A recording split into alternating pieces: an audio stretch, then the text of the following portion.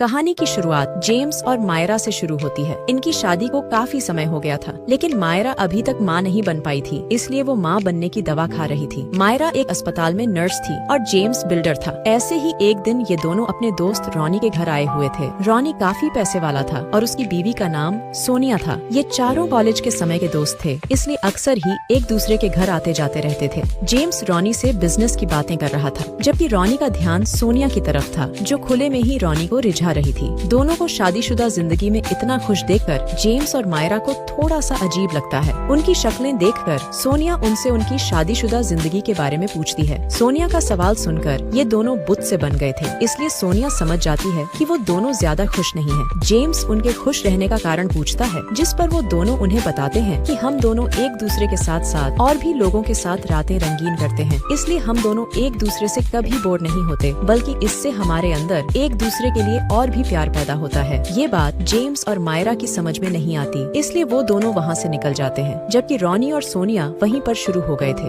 भले ही दोनों को रॉनी और सोनिया की बात अजीब लगी थी, लेकिन उनकी बातों ने दोनों के बदन में आग लगा दी थी, जिस कारण घर आते ही ये दोनों धमाके करने लगते हैं। इसके बाद वो दोनों परिवार बढ़ाने की बात करने लगे। मायरा का मेडिकल टेस्ट बिल्कुल ठीक था, वो माँ बन सकती थी, इसलिए वो जेम्स को टेस्ट करवाने को कहती है, ताकि पता चल सके कि किसमें कमी है। अगली सुबह जब मायरा अस्पताल जाने लगती है, तो वो दोनों सोनिया और रॉनी के आइडिया के बारे में बात करते हैं, और यही बात मायरा अस्पताल में अपने साथी जेरी के साथ भी करती है। जेरी मायरा की बात सुनकर खुश हो गया था। असल में मायरा को सोनिया का आइडिया काफी अच्छा लगा था। वो एक बार उसके आइडिया को आजमाना चाहती थी, लेकिन थोड़ा सा झिझक रही थी। जेरी उसे समझाता है कि इससे पति पत्नी में प्यार बढ़ता है, क्योंकि वो और उसकी बीवी भी खुली मैरिज में थे। मायरा के लिए ये सब कुछ नया था, इसलिए जेरी उसे इस काम की पहल सोनिया के साथ करने की सलाह देता है। जेरी की बात मानकर मायरा सोनिया से मिलती है। सोनिया उसे बताती है कि इस खुली मैरिज से तुम दोनों एक दूसरे के और भी करीब आ जाओगे, मगर मायरा को इस बात से डर लग रहा था कि कहीं जेम्स उसे धोखा ना देने लगे। इस पर सोनिया उसे समझाती है कि ऐसा कुछ नहीं होगा, क्योंकि तुम दोनों एक ही कमरे में दो अलग अलग लोगों की बाहों में होंगे, जिस कारण तुम दोनों चाहकर भी एक दूसरे को धोखा नहीं दे सकते। मायरा के कहने पर